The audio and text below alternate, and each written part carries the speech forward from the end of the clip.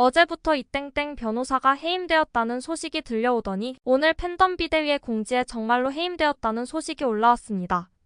물론 아직 공식 공지로는 나오지 않았고 실수가 잦던 팬덤 비대위의 공지라서 좀 의심이 가긴 하지만 회장이 친필로 제출한 해임서를 공개한 것으로 보아 이번엔 확실하다고 볼 수 있겠습니다.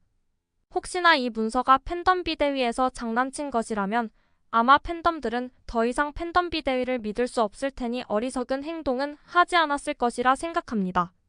이로 인해 이 변호사를 믿고 의지하며 광화문 집회에도 열심히 참여하던 팬덤분들은 당혹스러움과 실망스러운 반응을 보이고 있습니다. 해임된 이유로는 회장의 보석신문에서 보석을 반대하는 듯한 변론을 하였다고 하는데 예전에 변호사는 방송에서 방해한 것이 아니라 자료를 보충해서 보석을 하겠다고 한 것이라고 했었기에 정말 누가 진실인지는 확신할 수 없겠습니다. 그리고 처음에 변호사가 언론이 문제고 회사는 문제가 없다고 할 때 많은 팬덤과 비대위의 운영진까지 나서서 신뢰하고 의지했는데 갑자기 이렇게 상황이 바뀌어 또 비난할 대상으로 지목되어 안 그래도 팬덤들이 혼란스러워하는 와중에 상황이 더 복잡하게 되었습니다. 하지만 제 유튜브 방송을 제대로 보셨을 회원분들은 이 상황이 그렇게 이상하지 않고 예상이 되었을 분들도 계실 겁니다.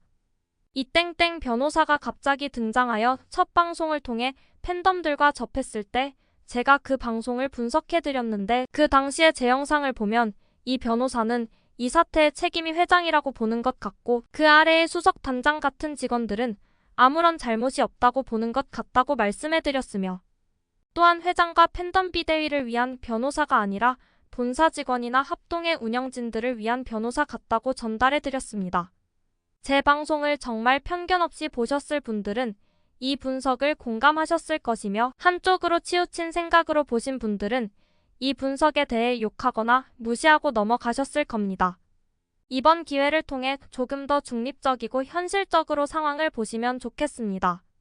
여기까지는 해임된 것이 사실이라고 가정하여 말씀드렸고 다음으로는 이 사실을 접한 변호사가 급하게 방송한 내용을 간단하게 말씀드리겠습니다. 변호사는 해임된 것이 아니라 사기 사건은 여전히 담당하고 있으며 보석을 방해했다는 내용에 대해선 재판이 시작되고 판사가 상황을 더 파악하고 나서야 보석을 신청할지 결정할 생각이었고 보석신문에서는 추가 자료를 보충하여 제출하겠다는 것이 방해한 것이 아니라고 하며 도주 우려에 관한 내용은 자신이 검사도 아닌데 이렇게 말할 이유가 없다고 했습니다. 단지 주거지에 대해 지금 사실혼 관계의 상대와 살고 있는데 그 상대도 회사의 감사 직책으로서 재판을 준비 중이라 거주지가 조금 불분명한 부분에 대해서 문제가 될까봐 설명을 했다고 했습니다. 대략 이런 내용으로 자신은 보석을 방해하지 않았고 팬덤 비대위에서 말도 안 되는 소리를 하고 있다며 변론하였습니다. 정말 누가 맞는 말을 하는지는 모르겠으나 시간이 조금 지나면 밝혀질 것으로 보입니다. 그런데 오늘 이런 혼란스러운 상황 속에서도 한 가지 희망이 보이는 내용도 있었습니다. 팬덤 비대위의 공지에 나온 바에 의하면 3월 1일에 정책이 하나 발표될 것이며 회사의 법률 지원 단장인 엄 변호사와 마무리 단계에 있다고 했습니다. 드디어 회장이 기대하라고 했던 발표가 3월 1일에 나오는 것 같은데 과연 어떤 정책일지 기대가 되네요. 그때까지 얼마 남지 않은 기간인데 제발 모든 회원들을 구제할 수 있는 정책이었으면 좋겠고 이날이 팬덤분들의 마지막 기다림이 되는 것이 아닐까 싶네요. 그런데 혹시나 코인과 같은 실망스러운 정책일까봐 걱정이 되는데 그럴 일은 없길 바라겠습니다.